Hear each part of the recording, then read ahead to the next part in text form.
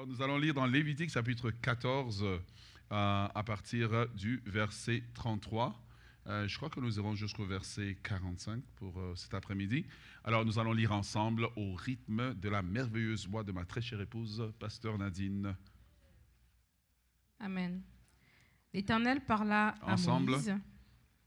L'Éternel parla à Moïse et à Aaron et dit: lorsque vous serez entrés dans le pays de Canaan, dont je vous donne la possession, si je mets une plaie de lèpre sur une maison du pays et que vous posséderez, celui à qui appartiendra la maison ira le déclarer au sacrificateur et dira: j'aperçois comme une plaie dans ma maison.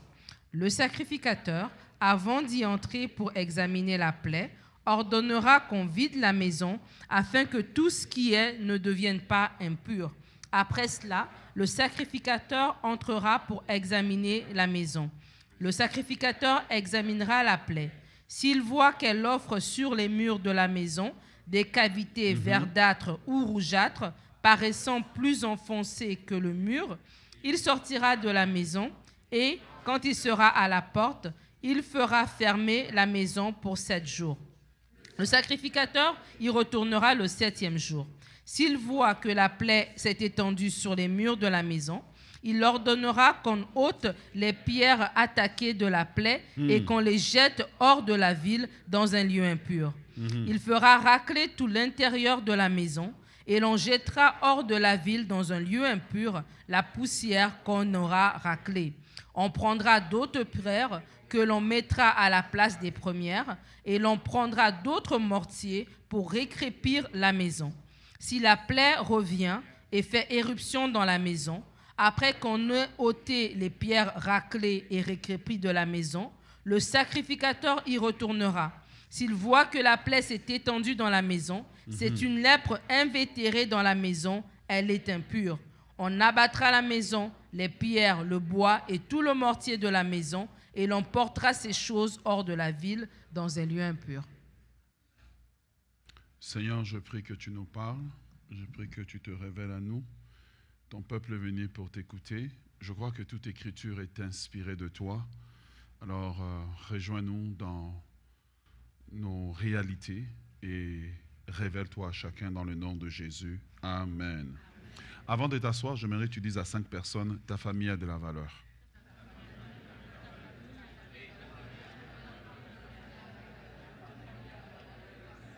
Yes, yes, yes, yes, yes, yes. J'aimerais qu'avant de vous asseoir, même si ça ne va pas bien dans la famille actuellement, j'aimerais qu'on applaudisse Dieu pour nos familles. Yes. Il fallait bien être quelque part, donc voilà. Nous allons nous asseoir dans la présence de Dieu. Vous savez, quand je suis né, je n'ai pas choisi l'endroit où j'allais naître. Quand j'ai ouvert les yeux, j'étais au Congo. J'étais au Congo. Il y en a que quand ils ont ouvert les yeux, ils étaient au Canada à moins 35. Personne n'a choisi. Personne n'a choisi la famille dans laquelle il est né. Il y a des mystères comme ça que Dieu ne nous explique pas, mais il a bien fallu une famille dans laquelle nous sommes nés. Pour ceux qui prennent des notes, le titre du message cet après-midi, c'est « Combat pour ta famille ». Est-ce que tu peux le dire à un bon voisin, « Combat pour ta famille ». Le voisin, ce n'est pas toi, c'est quelqu'un autour de toi, donc il faut que tu dises à un voisin, « Combat pour ta famille ».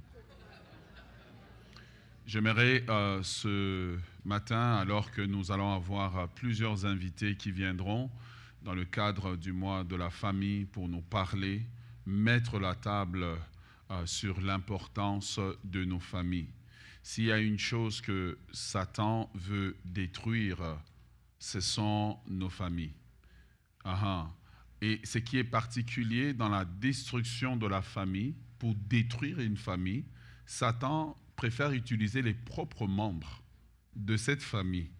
Il veut en faire des collaborateurs qui vont l'aider à miner et à détruire la famille. Parce que Satan sait que certaines bénédictions de Dieu ne passent qu'au travers des familles. Satan sait que pour détruire un pays, il faut détruire la famille. Il sait que pour détruire une église, il faut détruire la famille.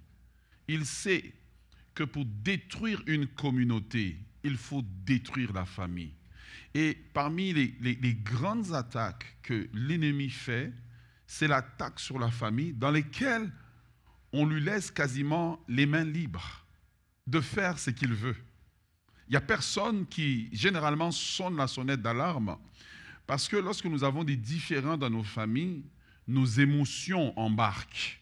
Et Dieu seul sait que nous avons des émotions.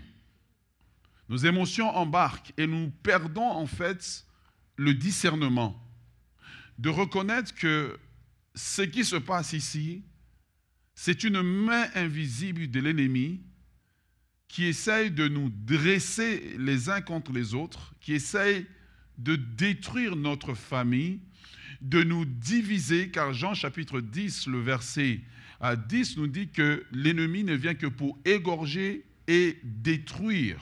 Mais Jésus dit, je suis venu afin que mes brebis aient la vie et la vie en abondance. Et c'est pour cela qu'aujourd'hui, nous commençons ce mois en invitant chacun d'entre nous à se décider à combattre pour que notre famille soit en bonne santé émotionnelle, bonne santé relationnelle. Nous venons de toutes sortes de familles avec toutes sortes d'histoires. Personne ne voudra aujourd'hui lever la main pour dire « moi, ma famille, elle est parfaite ». Toutes les familles ont des histoires à dormir debout. Votre silence est un grand amen pour moi. Toutes les familles. Et c'est, quand on parle de famille, c'est un des messages dans lesquels les émotions de tout le monde sont à vivre. Parce que dès qu'on dit famille, tout le monde a toutes sortes de souvenirs qui leur viennent. Tout le monde a toutes sortes de souvenirs. Certaines personnes se voient comme des victimes éternelles. D'autres personnes se voient vraiment comme des « ouh, j'ai fait ça et je ne veux jamais que personne ne sache que c'est moi qui l'avais fait ». Qu'importe de quel côté tu te retrouves, j'aimerais te dire qu'aujourd'hui peut être une journée pour prendre un nouveau départ pour ta famille. La famille vaut la peine que nous puissions combattre pour elle. J'aimerais bien vous dire, mes bien-aimés dans le Seigneur, que chaque famille ou chaque maison est un territoire spirituel que l'ennemi essaye de prendre d'assaut. Chaque maison est un champ de bataille dans lequel l'ennemi essaye d'installer son système de destruction, son système dans lequel il veut que vous ne vous parliez plus, que vous soyez les ennemis les uns des autres. Vous savez ce qui m'étonne dans les familles? C'est que nos amis font exactement ce que nos frères et sœurs nous font, mais on continue à les pardonner et à rester avec eux. Mais quand c'est nos frères et sœurs, c'est comme si on a la gâchette courte. Tu vois, tu es là, peut-être là, tu es fâché contre ton frère, tu es fâché contre ta sœur, contre ton père. Ça fait tellement longtemps que tu ne sais même plus pourquoi tu es fâché, mais tu sais que tu dois être fâché. Vous avez le choix de collaborer avec Dieu pour la construction de votre famille. Vous avez le choix de collaborer avec l'ennemi pour la destruction de votre famille. Tant et aussi longtemps que vous aurez la mentalité de victime, de quelqu'un à qui on a fait quelque chose, de quelqu'un à qui on doit quelque chose, il est impossible de réparer une famille dans laquelle tout le monde sont des victimes. Les familles qui se réparent, c'est des familles dans lesquelles les gens disent « assez, c'est assez ». Ils se retroussent les manches et ils font tout pour essayer de réparer ce qui est réparable dans la famille. Cela ne veut pas dire que nous acceptons parfois certains torts injustifiés qui sont arrivés, mais cela veut dire que nous essayons de ce que nous pouvons, au moins de rétablir des fondations solides sur lesquelles nous pouvons fonctionner. J'aimerais vous dire que Satan guette et convoite votre famille pour la détruire. Parce que sur votre famille, il y a une destinée. Sur votre famille, il y a des promesses de Dieu. Et comme sur chaque famille de la Bible sur laquelle il y avait une destinée et des promesses de Dieu, Satan va tout faire pour essayer de casser, pour essayer de détruire. Ne prenez pas les différends et les conflits que vous avez comme étant juste des choses naturelles. Éphésiens chapitre 6, l'apôtre Paul dit à partir du verset 12 que nous n'avons pas à lutter contre la chair et le sang, mais contre les dominations, les autorités, les principautés et les esprits méchants dans les lieux célestes. Et souvent, en tant que chrétien, on pense que ça ne s'applique qu'à l'Église, mais ça s'applique aussi dans nos familles. Il y a des familles dans lesquelles l'ennemi les a assiégés. Les parents ne se parlent plus, les enfants ne se parlent plus. C'est comme comment s'appelle la troisième guerre mondiale au niveau de la famille. Mais pendant ce temps, qu'est-ce qui se passe? On est en train d'admirer les familles des autres parce qu'eux savent cacher leurs problèmes. Eux ne parlent pas mal les uns des autres en public. Eux savent cacher leurs problèmes. Eux savent se protéger mutuellement. Pendant ce temps, on est en train d'admirer les autres au lieu de construire notre famille. J'aimerais vous inviter pendant ce mois ici à être des artisans et des ouvriers que Dieu va utiliser pour la construction de votre famille. La construction de la famille n'est pas la responsabilité des parents, c'est la responsabilité de chaque membre de la famille. La famille, ne pas apprendre à la légère parce que c'est de la famille généralement que vous allez apprendre beaucoup de choses. Est-ce que vous êtes avec moi? Mais revenons quand même à notre texte de Lévitique. C'est quand la dernière fois vous avez entendu un message qu'on a prêché à partir de Lévitique. Levez la main. Voilà, c'est exactement ce que je pensais. Vous devez comprendre que le texte est intéressant parce que le texte nous montre que Israël, Dieu en parle au moment où ils vont bientôt rentrer dans le pays promis. Et Dieu leur dit que quand vous allez rentrer dans le pays promis, vous allez remarquer que certaines maisons vont avoir certains problèmes. Le texte que nous avons lu, la version Ségon, dit « Quand je frapperai une maison de lèpre », mais il y a une autre traduction qui dit que quand il y aura de la lèpre dans une maison. Et donc Dieu instruit Israël qu'il se peut que dans le pays promis, il y ait des maisons dans lesquelles ils vont habiter, et généralement c'était des maisons qu'ils n'avaient pas construites, dans lesquelles il va se retrouver la lèpre. Alors, j'aimerais peut-être commencer par mettre la table en vous expliquant qu'ils sont dans le pays promis. Ils sont dans le pays de la promesse de Dieu, le pays dans lequel ils ont rêvé d'habiter. Mais étrangement, cela n'empêche pas que dans certaines maisons, il y ait la lèpre. Normalement, on aurait dit, mais non, ils sont dans la promesse de Dieu, dans le tout est accompli, donc aucune maison ne devrait avoir de problème de lèpre. Mais dans certaines maisons, la parole de Dieu dit qu'on va retrouver de la lèpre dans la maison. La lèpre ici peut être aussi la lèpre qui est dans la maison qui représente la famille. Et quand on parle de lèpre, on peut parler d'un problème qui arrive dans la famille et qui fait que le climat n'est pas agréable, qui fait que la maison n'est pas agréable. La lèpre, c'est quelque chose qui s'attache. On dit que cette lèpre-là s'attache au mur et commence à faire des taches. Cette lèpre s'attache au mur, commence à faire des taches, commence en fait à détruire la maison de l'intérieur. Il se peut que tu viennes d'une famille qui est en train d'être détruite de l'intérieur par la division, par la médisance, par toutes sortes de choses qui fait que ce n'est pas agréable d'être dans la maison. Mais j'aimerais te dire qu'il existe une solution pour pouvoir sortir de la situation dans laquelle vous êtes en tant que famille. Alors avant d'aller plus loin, j'aimerais mettre la table et vous dire, il n'existe pas de famille parfaite. La famille parfaite n'existe que dans ton imagination. Il n'existe pas de famille parfaite. Même la famille d'Abraham a eu des problèmes. La famille de David, oh n'en parlons pas. Ils ont eu des problèmes. Il n'existe pas de famille parfaite. Il n'existe que des gens imparfaits dans des familles imparfaites qui rendent des familles imparfaites. Est-ce que vous êtes avec moi?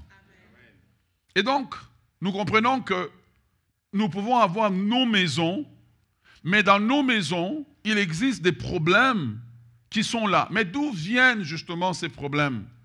Il existe deux catégories de problèmes. Il existe des problèmes que nous avons hérités. C'est un héritage en fait que nous avons. Tu vois, les maisons au Canaan, ils ne les avaient pas construites, ils avaient repris ces maisons. Mais certaines maisons qu'ils avaient repris avaient de la lèpre dedans. Qu'est-ce que j'essaie de dire par là? J'essaie de dire que parfois dans nos familles, nous avons des problèmes que nous avons hérités. Donc les enfants grandissent dans une famille dans laquelle il y a déjà un héritage de division. Il y a déjà un héritage de médisance. Il y a déjà un héritage de calomnie. Il y a déjà un héritage de plusieurs choses qui fait que quand les enfants grandissent, ils ne reproduisent que ce qu'ils ont vu. Et parfois, ils vont reproduire pas ce qu'ils ont vu, mais c'est que quelque part est comme une atmosphère spirituelle de la maison. Parce que quand dans une maison, on laisse quelque chose, un certain climat, demeurer pendant longtemps, ce qui se passe, c'est que ça ouvre la porte à un esprit maintenant. Donc ce n'est plus simplement un problème de médisance, c'est un esprit de médisance qui accompagne les membres de la famille. Et donc ils ne sont pas capables de parler de bien les uns des autres. Ils ne sont pas capables d'apprécier les uns les autres. Ils ont un esprit de division. Ils ne sont pas. Mais tu vas les voir à l'église. Ils ont les mains levées. Ils parlent en langue. Mais si tu les mets ensemble, la bagarre peut éclater. Et quand tu leur demandes c'est quoi le véritable problème, ils ne savent pas. J'aimerais vous suggérer que nous avons laissé longtemps le diable libre d'opérer dans nos maisons. Nous avons laissé le diable longtemps libre de faire ce qu'il veut dans nos maisons. Parce que nous regardons la manifestation des choses avec un regard naturel, au lieu de voir une main qui est en train de détruire une famille, de détruire un héritage que nous avons, de détruire ce que nous devons devenir comme famille. Tant et aussi longtemps que nous n'allons pas regarder les choses avec des yeux un peu plus spirituels, nous ne pourrons jamais dire à Satan, dégage de ma maison. Lâche ma maison, lâche mes enfants, lâche mon mari, lâche ma femme. Nous ne pourrons jamais. Pourquoi? Parce que tant que nous regardons les choses avec les yeux naturels, nous allons les regarder avec les yeux d'accusé. J'ai raison, tu as tort. Avoir raison ne construit pas une famille. Avoir tort ne construit pas une famille. Avoir une vision et appeler Dieu au milieu de notre famille, c'est ça qui construit. Peut-être que vous venez d'une famille. Et de cette famille-là, c'est une famille chaotique. Comment on appelle ça encore? Il y a un terme qui a été utilisé ce matin. Une famille dysfonctionnelle. Et vous êtes de cette famille, et puis vous vous dites, moi, quand j'aurai mes enfants, jamais ça sera comme ça. L'esprit qui opérait là, il va vous accompagner. C'est que vous ne comprenez pas. C'est que tu ne combats pas dans la prière. Sera quelque chose que tu vas le voir au niveau de tes enfants. Même si tu habites à 14 000 km, à 100 000 km de ces gens, ce n'est pas une question de la distance. C'est un esprit qui accompagne chaque membre de votre famille. Voilà pourquoi, dès aujourd'hui, il faut pouvoir repérer quelle est la lèpre, quelle est la chose qui, dans notre famille, est récurrente. Tu peux être là comme ça, je vais aller plus loin. Vous pouvez être une famille que vous êtes là, vous êtes brillant à l'école. Mais vous allez voir dans cette famille-là, la lèpre, c'est que personne ne se marie. Vous regardez ça comme étant naturel. Oui, mais c'est parce que les hommes, ils sont mauvais, les hommes, etc. Non, non, non, ce n'est pas question des hommes. C'est une question que c'est une lèpre dans votre famille. C'est quelque chose qui est récurrent. À moins que tu ne te lèves pour ça, tu vas voir que malgré ta beauté là, tu vas finir à zéro. Voilà pourquoi vous ne devez pas prendre à la légère ce que l'ennemi est en train de faire. Ce que tu as vu chez tes parents risque de se reproduire chez toi. Est-ce que tu es avec moi? Ne jamais dire, moi, je ne serai pas comme ma mère. D'abord, tu commences à lui ressembler. Physiquement, tu commences à lui ressembler. Moi, je ne serai pas, je ne ferai pas. Ne dis pas je ne ferai pas. Lève-toi dans la prière dès aujourd'hui pour dire ce que j'ai vu au niveau de mes parents ne doit pas se répéter à mon niveau. Les problèmes, la plupart des problèmes avec lesquels les gens traitent, ce sont des problèmes hérités. Tu as hérité de ces problèmes. Ce n'est pas que tu es comme ça. C'est juste c'est quelque chose dans votre famille, quoi. C'est quelque chose dans votre famille. C'est vous. Vous êtes comme ça, et puis vous êtes des personnes qui pouvaient vous tenir ensemble, vous êtes des personnes qui pouvaient fonctionner ensemble, vous êtes intelligents, mais vous êtes incapables de vous mettre ensemble et puis de faire un projet. Tu vas voir que vous êtes intelligent, tu vas voir quelqu'un qui sort d'une famille, il est capable de conseiller, il conseille tout le monde. Non, tu vois, fais la paix avec ton frère, fais la paix avec ton père. Maintenant, quand il va se retourner maintenant pour lui-même dans sa propre famille, non, je ne peux pas, jamais. Mais quand tu grattes la chose, tu vas te rendre compte que la chose, elle n'est pas si aussi importante. La chose, elle est minime. Pourquoi? Parce qu'il y a cet esprit-là de division, cet esprit de calomnie qui travaille à grossir la chose quand ça vient à toi. qui travaillent à grossir la chose. Et c'est comme ça que tu as des frères et sœurs qui ne se parlent pas, mais qui donnent le meilleur de leur temps à leurs amis. Qui donnent le meilleur de leur temps à leurs amis, le meilleur de leurs années à leurs amis, le meilleur de leurs conseils à leurs amis. Mais quand tu t'assieds, tu te dis, mais pourquoi vous ne vous parlez pas? Pourquoi? Tu vas voir qu'il va te donner toutes sortes de raisons, mais qui ne tiennent pas la route. Parce que au fond, tout ce que tu as à faire, c'est juste aller pardonner. Quand tu regardes ta famille, qu'est-ce que les murs de la famille te disent? La Bible dit quand il y aura de la lèpre sur le mur. Quand il y aura comme une tâche d'où on n'est pas sûr, il est temps peut-être pour nous de commencer à examiner nos familles et non à les magnifier plus qu'elles ne sont, à les regarder pour ce qu'elles sont. Tu sais quoi, nous on est une famille, hein? nous on est une famille, on critique facilement. Nous on est une famille, hein? Chez nous, tu sais, on est des colériques. Quand on se met en colère là, on peut être parti dessus pendant longtemps. Mais tu vas voir que la colère ne vient pas de toi. Ça vient d'un arrière-grand-père. Lui, il était colérique. Il a juste transmis ça dans la lignée. C'est quelque chose que tu as hérité. Ce n'est pas toi. C'est un héritage que tu peux accepter ou que tu peux refuser. Mais combien de personnes aujourd'hui vivent coupées de leur famille? Combien d'enfants sont chez leurs parents? Attends juste d'avoir l'âge de la majorité. Et tu es chez tes parents. Pourquoi? Parce que tu n'as pas les moyens financièrement de te supporter. Mais dès que tu pourras te supporter, tu as déjà décidé que moi, on ne m'entendra plus. J'aimerais te dire que ta famille peut être la source d'une bénédiction pour toi. Et la Bible nous dit que quand vous allez voir dans la maison qu'il y a la lèpre, ce n'est pas un étranger qui va le voir. C'est toi qui vas voir dans ta famille quel est le problème. Fuir ne règle pas la situation. Fuir ne règle pas la situation. Mais il faut t'asseoir et dire, Seigneur, aide-moi. Je constate que dans ma famille, sur les murs de ma famille, voici la situation. Seigneur, maintenant, aide-moi. Vous voyez, c'est la personne qui était dans la maison qui va détecter la lèpre. Quand elle va détecter la lèpre, elle ne va pas juste s'asseoir en se disant « Ah ben écoute, moi j'ai détecté la lèpre et puis c'est terminé. » Non, elle doit se lever et elle doit faire quelque chose. Une famille laissée à elle-même mourra. Une famille laissée à elle-même mourra. La question, c'est de savoir aujourd'hui, est-ce que tu veux te battre pour sauver ta famille? Est-ce que tu veux te lever devant Dieu pour sauver ta famille ou tu vas la laisser exactement là où elle est? Pourquoi? Parce que beaucoup de gens ont jeté l'éponge sur leur famille. Je vais te montrer comment l'ennemi travaille dans les problèmes hérités. Nous avons la première génération qui est Abraham et Lot. Vous connaissez Abraham et Lot? Ok. Abraham est avec son neveu Lot. Et ils se disputent. Quand on dit qu'Abraham s'est séparé de Lot, Abraham ne s'est pas séparé juste parce que c'était la première dispute. En fait, c'était devenu tellement insupportable et honteux qu'ils ont décidé d'écouter. La meilleure des choses, c'est de nous séparer. Est-ce que vous êtes avec moi? Donc, il y avait déjà un esprit de dispute dans la famille. Remarquez que Abraham est le père de la foi. Abraham est l'ami de Dieu. Mais malgré ça, dans sa maison, il y a une lèpre. La lèpre s'appelle la mésentente. Venir à l'église ne fait pas de nous des gens parfaits dans nos maisons. Ah ouais. Chanter devant ne fait pas de nous des gens parfaits. Non, non, non, non, non, non, non, non. Et qu'est-ce qui se passe? Abraham et Lot se disputent, les bergers se disputent, etc. Tu vois, la dispute qui était privée est devenue une dispute publique. Parce que ce que vous ne pouvez pas régler en privé deviendra un cas que maintenant d'autres personnes vont rentrer dedans. Maintenant, toi, parce que tu te disputes, tu n'es pas mature pour gérer, tu as maintenant tes amis à se dresser contre ton frère. Hey, quelle méchanceté. Maintenant, c'est des étrangers maintenant qui rentrent dans votre famille.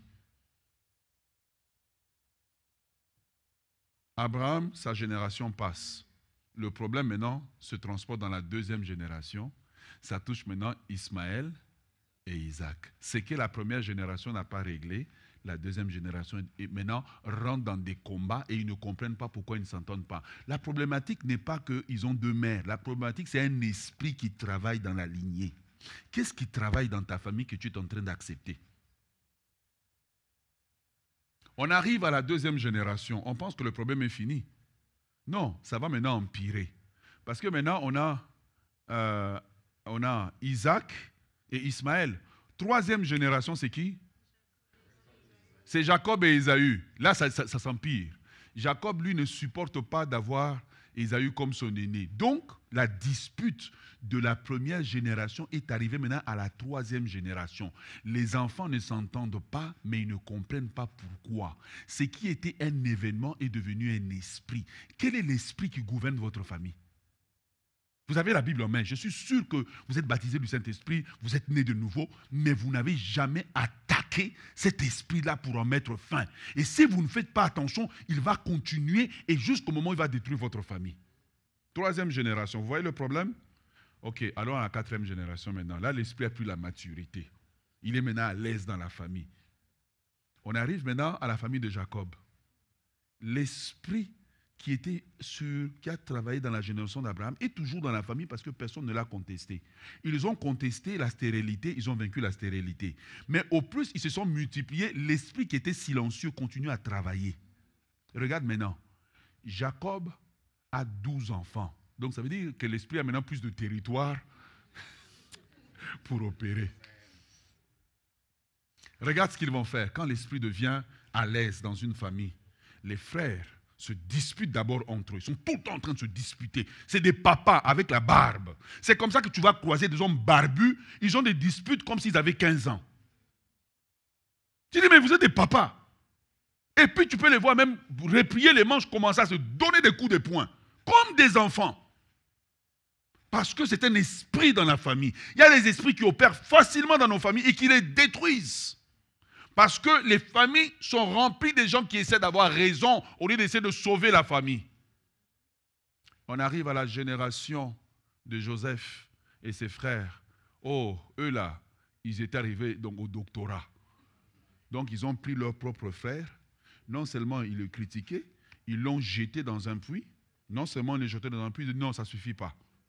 Et puis, c'est lui qui a donné l'idée de le vendre. Bizarrement, je lisais le texte d'éléments. Il s'appelait comment? Judas. Ils ont pris le frère, ils l'ont vendu en Égypte. Pourquoi? C'était le même esprit qui travaillait. Je voudrais peut-être faire une parenthèse pour parler aux jeunes parmi nous. Ne jugez jamais les parents. Oh, ils ne parviennent pas à s'entendre. Nous, à notre tour, vous ne savez pas qu'est-ce que la vie vous prépare. Quand cet esprit-là va muter. Tu vois, il a muté au niveau d'Abraham, il a muté au niveau d'Ismaël. Il est en train de constamment en mutation. Parce qu'il n'y a personne qui se lève pour l'arrêter. Tu peux avoir une famille comme ça, ce n'est pas la dispute, c'est un esprit d'adultère qui travaille. Mais il n'y a jamais personne qui l'a arrêté. Donc il a comme carte libre de travailler dans la famille. Parce qu'il n'y a personne qui se dit, je dois me lever, mes enfants ne vont pas hériter de cet esprit-là. Je veux m'élever dans la prière, je veux prier, je veux lutter, je veux jeûner pour extirper cette famille, lui donner un mandat d'arrestation. La Bible dit que lorsqu'il y avait la lèpre dans une maison, il ne fallait pas laisser la lèpre. La personne qui avait constaté la lèpre dans sa maison avait la responsabilité de faire tout pour que la lèpre sorte de sa maison. Il devait aller voir les pierres malades raclées. Mais tu sais la première des choses qu'il devait faire? La première des choses qu'il devait faire pour pouvoir commencer le processus, il devait aller dans la maison. Et dans la maison, il devait sortir tous les meubles qui n'ont pas été contagiés par la lèpre. Est-ce que tu es avec moi? Il devait aller sortir les meubles. Laisse-moi t'expliquer, c'est la pensée de Dieu. Ça veut dire que lorsque dans votre famille, vous avez une certaine situation, vous avez des disputes, des mésententes, ça ne veut pas dire que tous les départements de la famille sont mauvais. Il y a quand même du bon. Dis à ton voisin, il y a quand même du bon. Il y a quand même du bon. Donc, la première des choses à faire avant de commencer le traitement, il faut d'abord sortir ce qui va bien. Donc, vous pouvez être là, on ne s'entend pas. Mais financièrement, il y a quand même l'argent. On sort l'argent. Oh, ça ne va pas, mais au niveau de la santé, ça va. On sort la santé. On va sortir tout ce qui n'est pas infecté. Ça veut dire que sortir veut dire quoi? C'est apprécier ce qu'on a. C'est apprécier ce qu'on a. En 1992, nous entrions au Canada pour la première fois. Et je dis toujours aux gens, depuis ce temps jusqu'à aujourd'hui, Dieu nous a donné la vigueur. On n'a jamais enterré personne. Donc ça, c'est des meubles que, quand ça va mal dans la famille, on commence à dire à Dieu, merci. Dieu nous a rendus ultra fertiles. On est nombreux. On dit merci. Parce que si tu ne commences pas par apprécier ce que tu as, tu n'auras pas la force de prier pour ce que tu n'as pas. Et beaucoup de gens sur leur famille, ils ont juste un regard négatif. Mon père est mauvais, ma mère est mauvaise, ma femme est mauvaise. Oui, tu as 6 enfants avec elle, mais elle est mauvaise. Tu vois, on a ce regard qui est toujours en train de regarder ce qui ne va pas. Non, la Bible dit que quand il y a la lèpre, on commence d'abord par regarder ce qu'il y a, ce qui est bon, ce qui fonctionne. On commence par apprécier et on protège ce qu'on a. On le sort du lieu où il y a la lèpre. Mais nous ne parvenons pas à le faire. Pourquoi? Parce qu'on a toujours un regard négatif. Même quand tu t'assieds les gens dans l'église, toujours le regard négatif. Pourquoi tel humain ne fonctionne pas? Pourquoi telle chose ne fonctionne pas? Non, il y a beaucoup de choses qui fonctionnent. Il y a beaucoup de choses qui fonctionnent. Donc, commencez à avoir le regard qui apprécie. Merci Seigneur. Ça a pris Seigneur, oui, ma mère est comme ça, mais ça a quand même pris quelqu'un pour m'accoucher. Et puis, tu avais une grosse tête. Hein? Toi, tu ne pouvais pas passer. Donc, il a fallu... maman a gardé des cicatrices. Il faut dire merci. Tout n'est pas mauvais. Et ce que le diable veut, c'est qu'on collabore avec lui en disant que tout est mauvais. En disant que oui, tout est mauvais. Donc si cette personne, elle est là, elle est mauvaise dans tous les départements. C'est un mensonge du diable. Il faut la thérapie de la guérison de la famille commence par l'appréciation de ce qui va, de ce qui n'est pas malade, de ce qui n'est pas détruit. Quand les choses arrivent, commence par apprécier. Merci Seigneur pour mon épouse. Merci Seigneur pour mes enfants. Tu vas voir que le problème qui semble être gros là, il va diminuer de taille. Mais ce que le diable veut, c'est envoyer un esprit qui amplifie tout. Tout va mal. Tout va mal. Oh, mon mari, oh, c'est le pire des hommes. Mais tous les soirs, il revient à la maison. Tu sais combien de gens prient pour que le mari revienne à la maison? Mais il revient. Il n'est pas parfait encore, mais il revient. Il gagne son argent, il te donne l'argent. Oh, ma femme, mais elle cuisine pour toi tous les jours, non? Tu ne peux pas apprécier. Tu vois, et donc la Bible nous enseigne que la méthode de Dieu, c'est d'abord de commencer par apprécier. Apprécie ce que tu as. Tu es ici comme étudiant. Apprécie que chaque mois, le même papa que tu dis, oh, il est difficile, il paye tes études. Et tu sais combien tu coûtes par mois? Dis merci.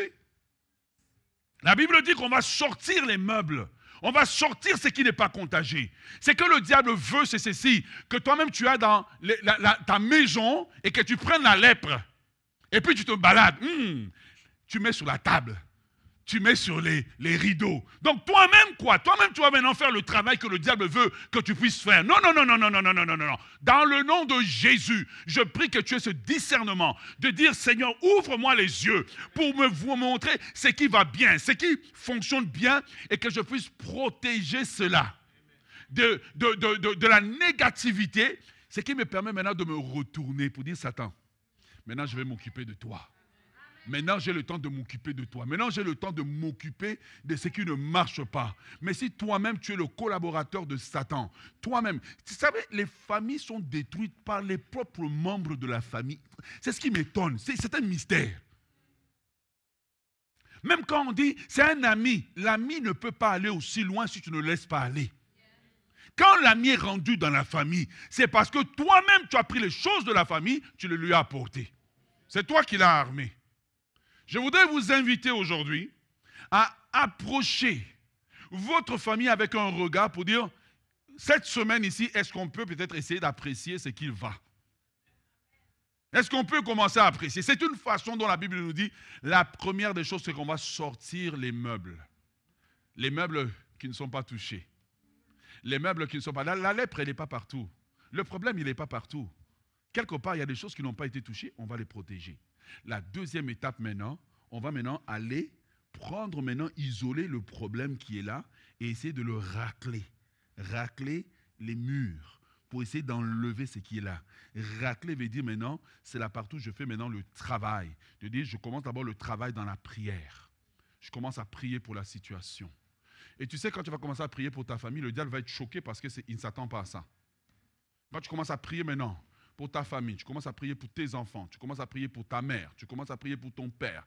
Seigneur Jésus, je viens, j'emmène cette famille devant toi. Seigneur, tu connais cette famille. Merci parce que jusqu'aujourd'hui, tu nous as gardés. Merci parce que jusqu'aujourd'hui, tu nous as soutenus. Seigneur, je sais que tu as des projets pour cette famille. Tu as des projets de bénédiction pour cette famille. Tu veux que cette famille soit en santé. Tu veux que cette famille soit unie. Seigneur, regarde maintenant. Là, tu commences à parler à Dieu de ce qui ne va pas. Regarde maintenant les disputes que nous avons, les incompréhensions que nous avons. Seigneur, je prie que les écailles tombent des yeux. Je prie que tu nous ouvres les yeux.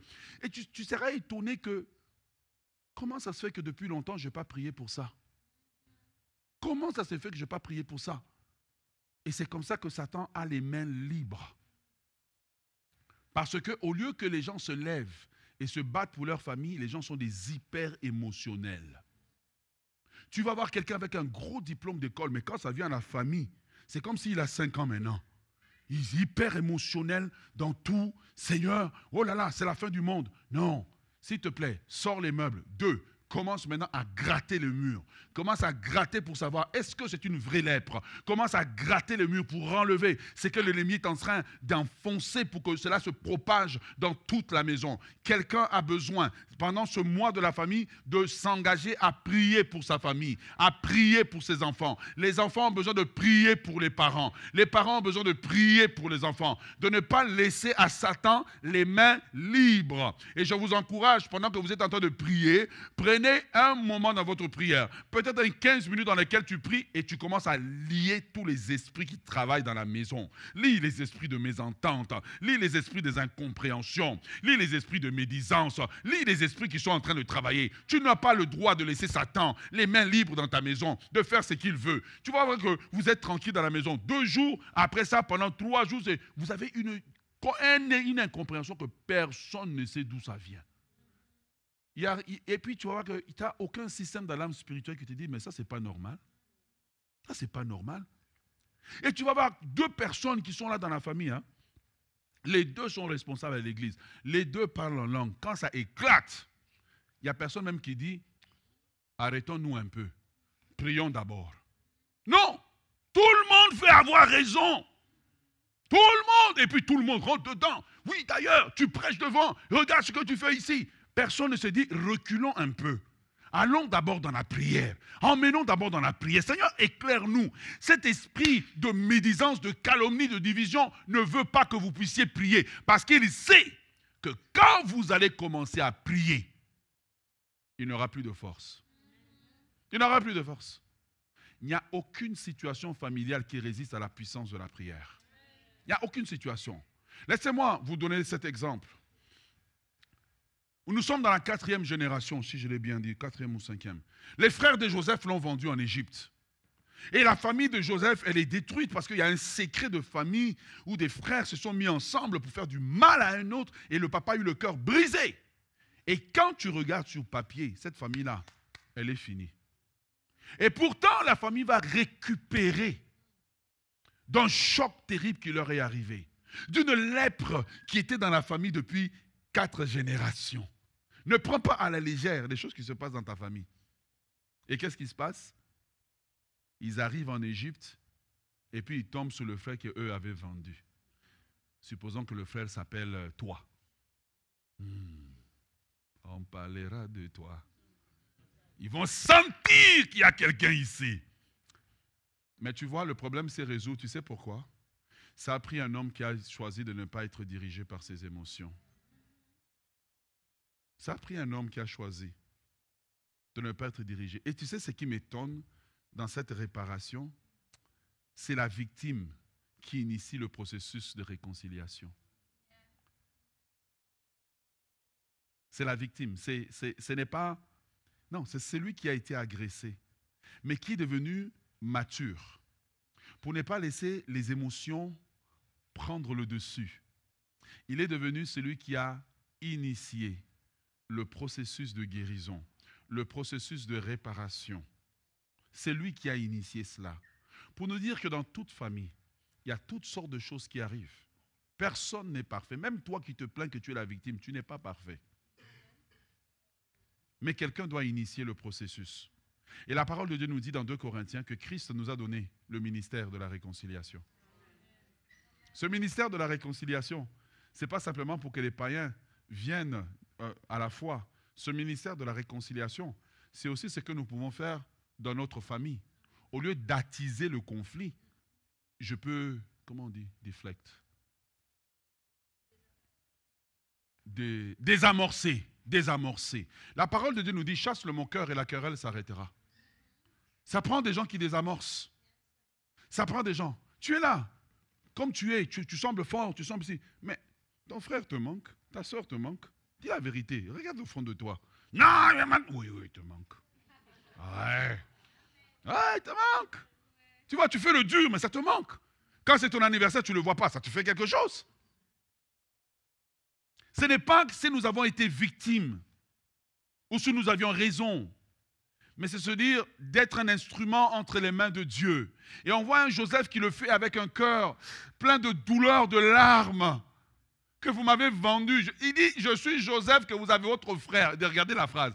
Je suis Joseph, son identité, votre frère, l'appartenance que vous avez vendu. Je sais ce que vous avez fait. Je n'ai pas oublié, je me souviens. Très bien, ma mémoire, je ne suis pas amnésique, je me souviens. Je peux vous faire du mal, mais faire du mal viendra envoyer un mauvais message. Premièrement, j'ai détruit ma famille. Deuxièmement, j'apprends aux Égyptiens combien je peux être méchant. Quelqu'un, quelque part, a besoin de s'élever au-dessus de la mêlée. Et parfois, ce qu'on nous a fait, c'est comme ce qu'on a fait à Joseph. On nous a pris quelque chose de précieux. Parfois, on a été abusé. Parfois, on a été attouché. Parfois, on nous a pris de l'argent. On nous a pris notre dignité. Parfois, on nous a menti. On a menti sur nous et ça a affecté notre identité. Je ne sais pas qu'est-ce qui vous a été fait. Mais ce que je sais, c'est que dans ce mois de la famille, ce que Dieu désire, c'est engager un processus de guérison des familles. Engager un processus de guérison des enfants. Engager un processus de guérison des parents. Engager un processus de guérison. Jusqu'où la chose peut être réparée, je ne le sais pas, seul Dieu le sait. Mais j'aimerais vous dire que c'est un Joseph qui était une victime, qui a constaté qu'il y avait la lèpre dans la famille. Tu vois, son père n'a jamais... Il a vu il était tellement habitué à une famille conflictuelle que pour lui, bon, c'est normal, on se dispute, ça a toujours été comme ça. Mon père était comme ça, j'étais comme ça avec mon frère, mon grand-père était comme ça, mon arrière-grand-père était comme ça. Donc, nous, on est la famille dispute. Mais Joseph arrive à un point et dit non, ça, c'est pas nous. Nous sommes la famille des promesses de Dieu. Nous sommes la famille des promesses de Dieu et nous n'allons pas laisser le diable les mains libres. Je vais t'expliquer pourquoi. Parce que certaines bénédictions qui doivent venir dans ta vie viennent par le canal de la famille. Certaines bénédictions qui doivent venir dans ta vie viennent par le canal de la famille. Dieu a besoin d'utiliser cette famille pour bénédiction. Et il y a des familles que Dieu ne vous bénira que quand vous vous tenez ensemble. Parce que le type de choses que Dieu veut faire avec vous, ça prend que vous soyez ensemble. Quand vous ne le faites pas, vous irez construire les familles des autres. Vous allez les admirer pendant qu'eux sont bien et chez vous, c'est le néant. Chez vous, c'est détruit. Mais la vie de Joseph nous apprend que même s'il y a la lèpre avancée dans le mur, c'est réparable. Pour que ça soit réparable, il faut que nous choisissions de ne pas être conduits par nos émotions, mais être conduits par la parole de Dieu. Qu'est-ce que la parole de Dieu dit? Si ton frère a péché contre toi, va, vois-le. Ne te mets pas dans un coin à essayer d'empoisonner tout le monde. Va, vois-le. Quelqu'un, quelque part, a besoin, ce matin, en terminant, de se réconcilier avec son père, de se réconcilier avec sa mère. Parfois, la réconciliation peut prendre beaucoup de temps, mais il faut initier un processus d'abord dans la prière. Je suis dans la prière en train de prier, Seigneur, j'ai besoin que tu m'aides d'abord à pardonner cette personne. J'ai besoin que tu m'aides à me relever de cette personne. J'ai besoin que tu m'aides à me relever de ce que cette personne m'a fait. Seigneur, j'ai besoin que tu viennes me visiter, que tu viennes guérir mon cœur. Car il n'y a qu'une personne qui est guérie maintenant qui peut initier le processus. Et si tu le fais, Dieu va étendre sa main de bénédiction sur toi. Si tu le fais, Dieu va étendre sa main de bénédiction. Combattre pour sa famille ne signifie pas seulement je me cache et puis je prie. Il y a des moments où je prie, mais il y a des moments où j'essaie de poser un geste. J'aimerais terminer en te disant, ne jette pas ta famille à la poubelle. Même si tout est détruit, souviens-toi de Joseph, sa famille l'avait vendu, sa famille l'avait rejeté, sa famille ne lui avait fait aucun bien, mais à un moment donné, Dieu a béni. Tu sais, je vais te dire une chose, hein, c'est souvent les gens qu'on a rejetés dans les familles, là, bizarrement, c'est eux qui réussissent. Le mystère de la vie. Bizarrement, c'est eux qui ont percé, qui sont maintenant en position d'aider les autres. Mais je voudrais que Dieu guérisse ton cœur de ce qu'on t'a fait. Je prie que Dieu guérisse ton cœur de ce qu'on t'a fait. Je prie que Dieu guérisse ton cœur de ce que tu as entendu. Je prie que Dieu guérisse ton cœur des choses auxquelles peut-être tu as assisté et que ces choses t'ont totalement blessé. Et tu vois, cette lèpre qui était dans les murs de la famille, maintenant est dans les murs de ta vie. Mais je crois que par la puissance du nom de Jésus, aujourd'hui, tu peux initier un processus de te relever, un processus de te dire, je veux me lever, je veux prier. On a 1 mois de prière pour la famille, on va le faire. J'ai eu à un moment donné une jeune dame qui est venue me voir, qui me parlait de sa famille en mode catastrophe. Et on s'est assis ensemble, on a commencé à parler, et puis je lui ai dit, écoute, on va prier. Et puis voici ce que tu dois faire. Fais ça, ça, ça, ça avec ton père. Tu vas voir que ça va aller. Et puis elle est partie, elle a commencé à appliquer les conseils. Aujourd'hui, la famille s'est améliorée, le processus de réconciliation avec son père s'est amélioré. Je crois que Dieu peut relever votre famille. Vous n'êtes pas obligé de vivre à couteau tiré, à être des ennemis. Est-ce que tu ne comprends pas que la même chose que tu leur reproches, tes amis font la même chose, tu les pardonnes. Tes amis font la même chose, mais quand c'est ton frère, c'est ta soeur, tu es rancunier, il n'y a rien qui peut fonctionner.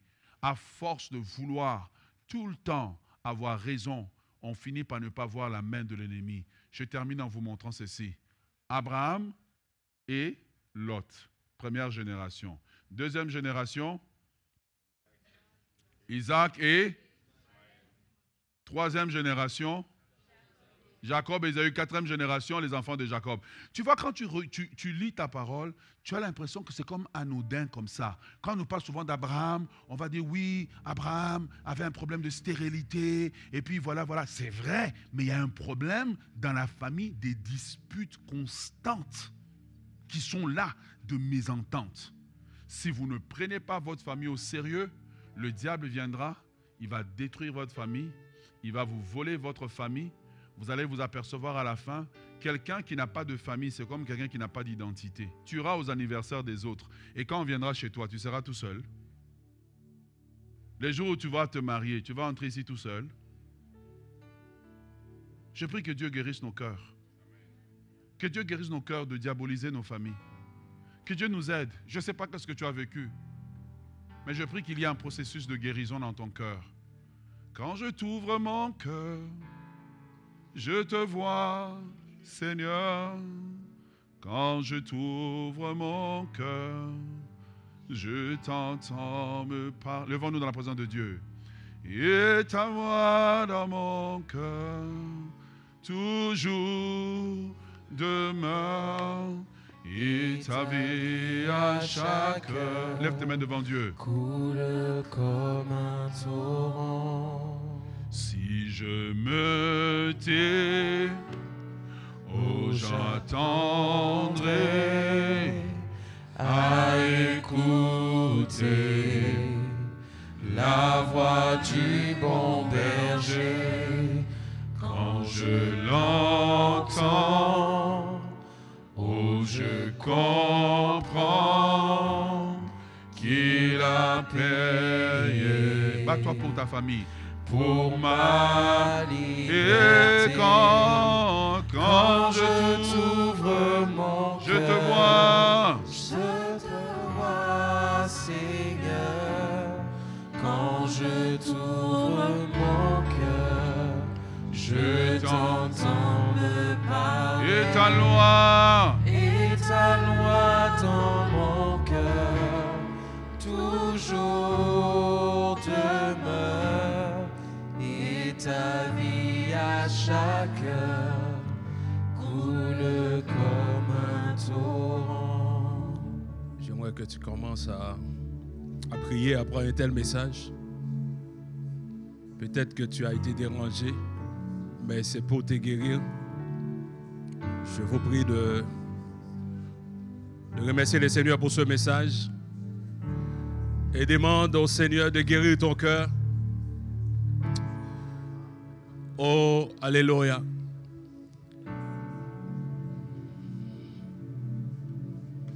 Je ne sais pas combien, est-ce qu'il y a plusieurs temps que tu n'as pas parlé avec ton père, tu n'as pas parlé avec ta mère, tu as un conflit avec un frère, une soeur. Aujourd'hui, c'est le moment de prier, de combattre pour ta famille. Éternel notre Dieu, merci pour ce message. Merci pour cette belle parole que tu nous donnes aujourd'hui. Nous ne voulons pas être comme des auditeurs oublieux. Mais nous voulons, Seigneur Dieu, que cette parole, Seigneur, nous aide à améliorer la situation de notre famille. Nous voulons que cette parole, Seigneur Dieu, nous aide à enclencher, à entamer un processus de réconciliation dans notre famille. Seigneur, nous te demandons, Seigneur, durant ce moment, de venir établir dans notre famille. Aidez-nous, Seigneur Dieu, à faire comme Joseph, où nous pouvons dire que c'est vrai que vous m'avez fait du mal, mais l'Éternel l'a changé en bien. Et je vous pardonne. Je vous pardonne. Demande à Dieu un cœur de pardon. Demande à Dieu un cœur de pardon. Dis Seigneur, je vais avoir ce cœur de pardon. Malgré mon péché, tu m'as aimé. Malgré ce que mon frère a fait, je veux aussi l'aimer. Je vais lui pardonner. Donne-moi un cœur miséricordieux. Alléluia. Alléluia. Merci Seigneur. Merci parce que tu touches les familles. Et non seulement tu touches les familles, mais tu touches aussi la famille Citadelle. Nous disons non à la division au sein de la Citadelle. Nous prions pour l'unité à la Citadelle, Seigneur. Oh, nous démasquons toute plaie, Seigneur, au sein de la famille Citadelle dans le nom de Jésus. Alléluia, gloire. Merci, Seigneur.